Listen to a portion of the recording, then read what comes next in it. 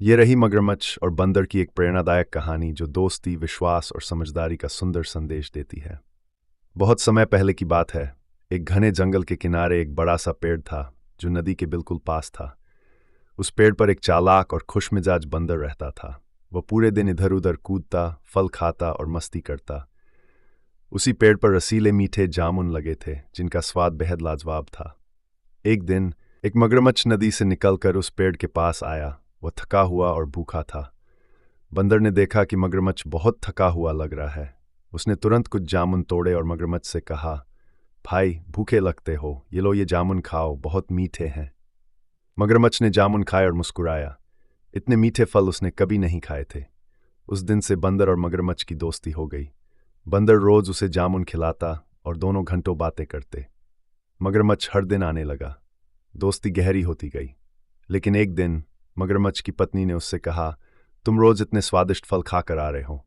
जरा सोचो, जो बंदर इतने मीठे फल खाता है उसका दिल कितना मीठा होगा। मुझे वो दिल खाना है। मगरमच्छ चौंक गया। पहले तो उसने मना किया, लेकिन पत्नी का जोर बढ़ता गया।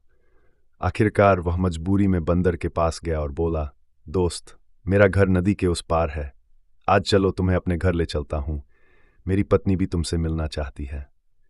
बंदर खुश हो गया और मगरमच्छ की पीठ पर बैठ गया। जैसे ही मगरमच्छ नदी के बीच में पहुंचा, उसने गहरी सांस ली और बोला, माफ करना दोस्त, लेकिन मेरी पत्नी तुम्हारा दिल खाना चाहती है। मैं तुम्हें इसलिए ले जा रहा हूं। बंदर सुनकर चौंक गया, पर घबराया नहीं। वह समझदार था।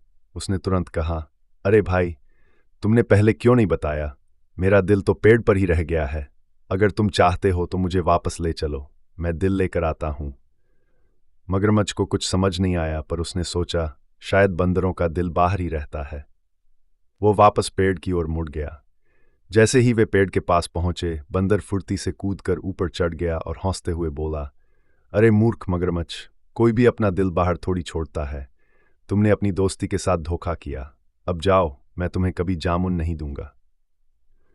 मगरमच्छ शर्मिंदा होकर चला गया।